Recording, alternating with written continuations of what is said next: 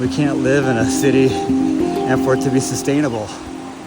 So thinking about land bases, I think, is where all of this begins, and the health of the land base. I think that takes away the politics, the left and the right, the communists and the capitalists, and just think about healthy ecosystems. And indigenous people know it all so well. They've been telling us this from day one. Like, you have to respect the planet, your land base. It's your mother. It takes care of you. That's why there's reverence. That's why there's ceremonies. That's why it's sacred. It isn't a commodity to be used temporarily for the benefit of a few. And it isn't even the few at the top. They're not really benefiting. They're disconnected.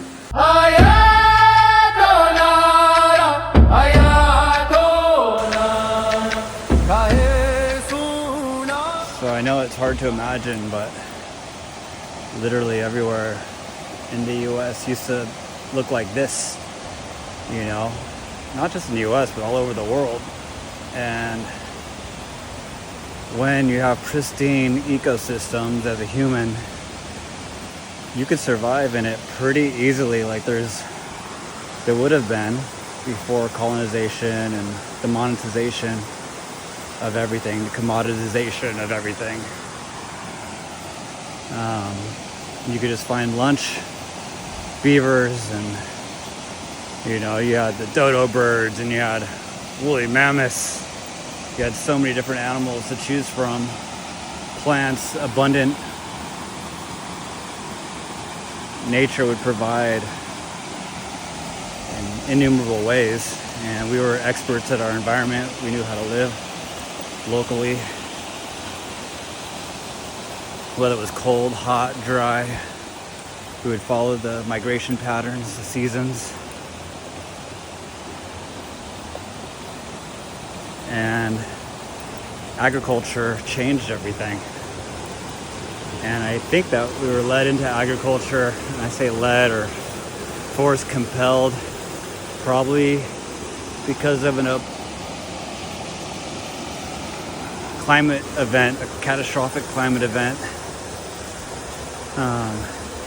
And so maybe it was food security.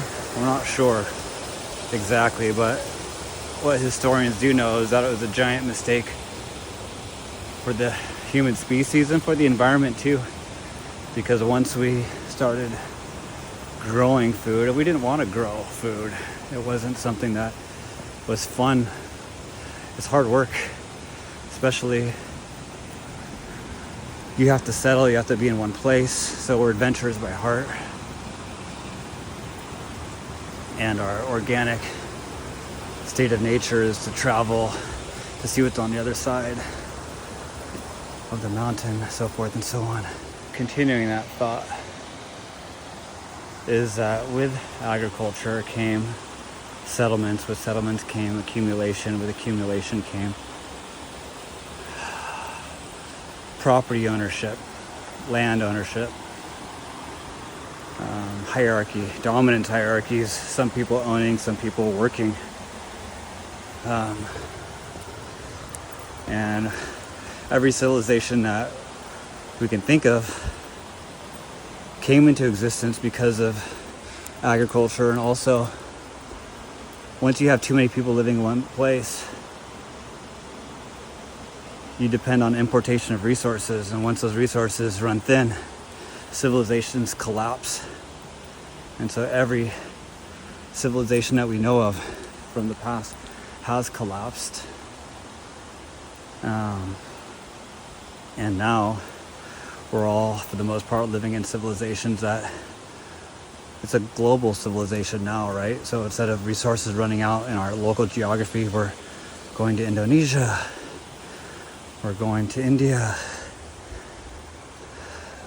The whole system's dependent on oil, the machinery that it takes to extract, to mine.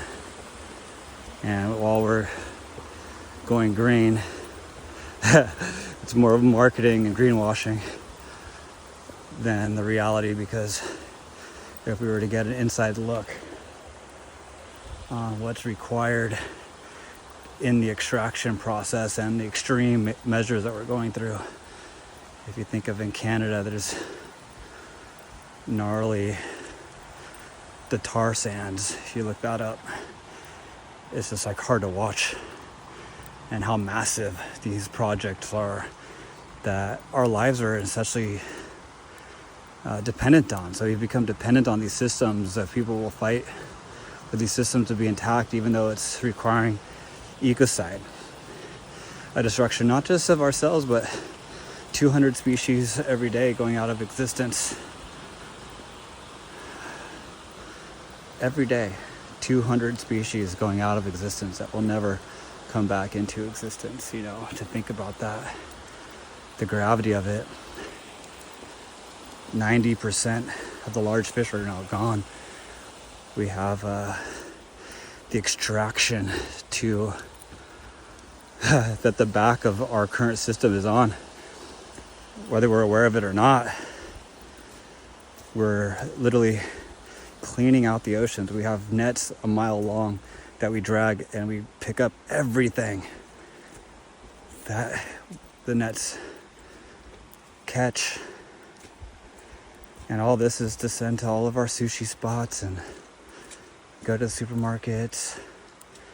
They label it sustainably caught, wild caught, sustainably, you know, because the industries that are supposed to be protecting the environment are captured by industries, right? So we can't depend on them to do the job, nor are they equipped to do the job that they're supposed to be doing. But they're supposed to give consumers confidence, so we keep spending and we keep participating in a system that isn't sustainable. You know, when you look at what used to be and what can be, you know, some of these systems took millions of years of evolutionary development to look like this, and now they plant a few trees and again, you know, say that it's sustainable. So we have to get back to living lightly, you know, as the natives would say, like 7 generations. Leave no trace. And that's the thing, like the indigenous people in the Amazon are fighting for land rights, you know, because companies are going in and extracting and taking advantage. And like, they're like, can you prove that you have any rights to this land? And you can't even show where they've been. Like the indigenous tribes that have been in the Amazon for millennia, we'll just say. You can't tell where they've been. That's how light they travel. But that's like the way it is almost for every animal. Like, you have to really be an expert to go in and track animals, because everything is totally biodegradable, right? Like, what are you going to leave behind? Some you defecate somewhere. Hey. Beautiful, huh? Yep.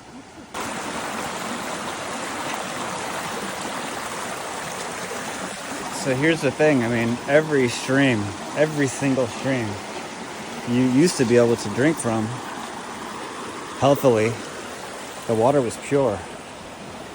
And reports are, if you were to walk through a river, you know, almost any river, especially Northern California, like your feet would just be bombarded with salmon. You couldn't take a step in a river without just salmon hitting your feet. And this is just probably 100 years ago.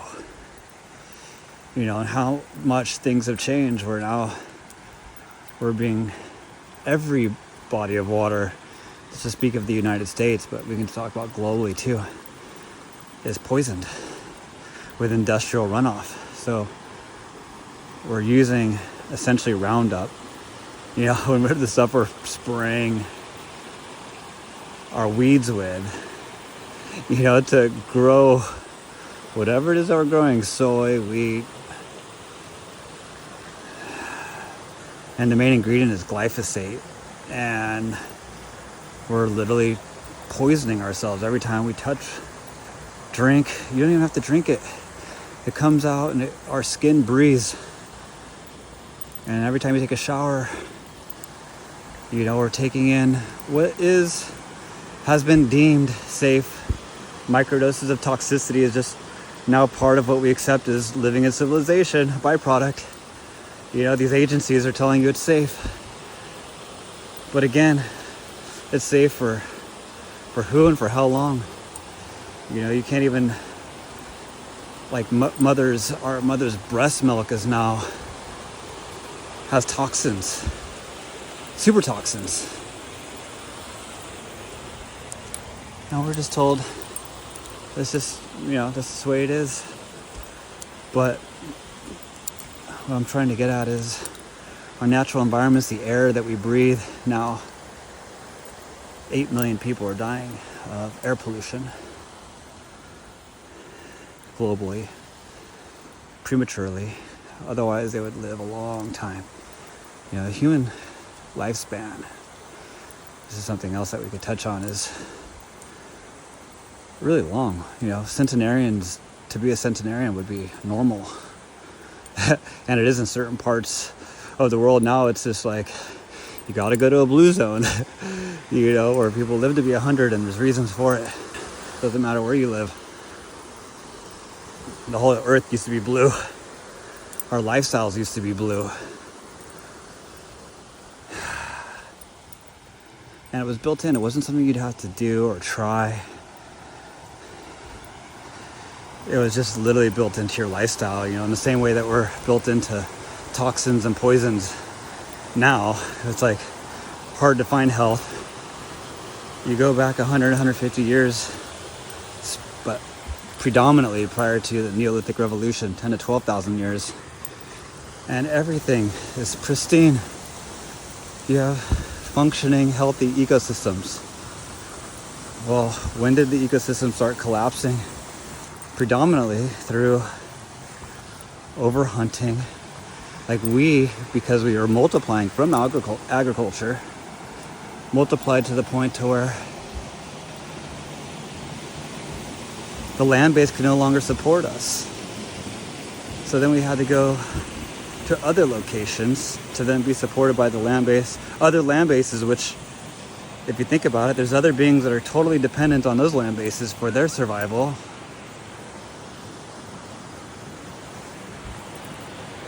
And so this extraction process where we're bringing in, if you look at the Port of Long Beach or the Port of Houston, Texas, where these ports are, it's like we don't get to see the other side. If you can imagine the extraction process that's taking place and bringing over to our populations to support millions of people. We can't live in a city and for it to be sustainable.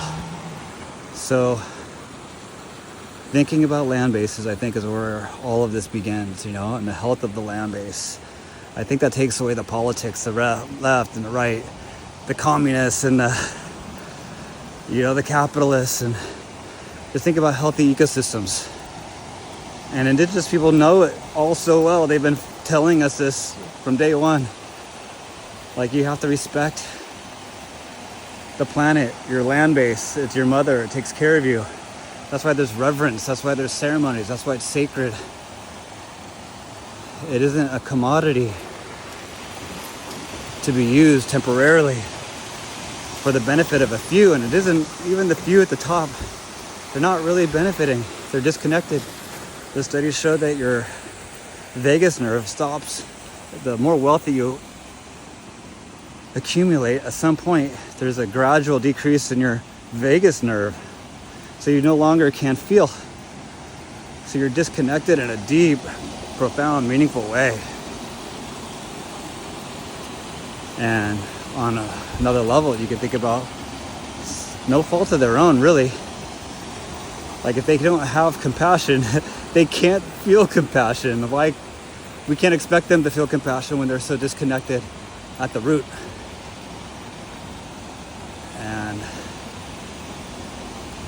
it's better to have empathy for every living being. And when you start thinking about everyone's interests, it would make sense to scale back. They call it degrowth. We don't have to kill off anyone. It's about it recognizing our footprint and slowly building systems that take care of our mother, the planet. And by doing so, we're taking care of ourselves. Like, this isn't Disneyland.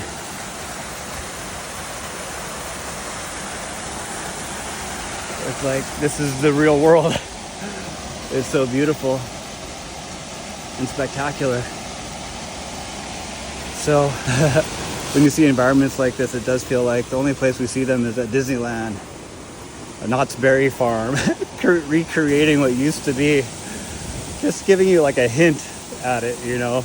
And we feel like, wow, spectacular plants, animals, rivers, and how artificial in a theme park, you know, that's supposed to be utopia, the happiest place on earth, to get to show us what used to be there prior to them coming in and bulldozing everything down, killing everything, and recreating it. Some man's utopic future, you know, which is literally the way that everything is used to be on its own, without us, predated us, you know, and we're the only true invasive species that has taken over, and now we're living a world of artificial everything. Even our light source isn't the sun or the moon, which is the sun, but basically an invention by Thomas Edison. And if you look into that history too, it wasn't just a simple invention. There were other energy ideas that were totally destroyed. You think about Nikola Tesla and his perspectives, and just what could have been. But thank you for coming on this journey with me.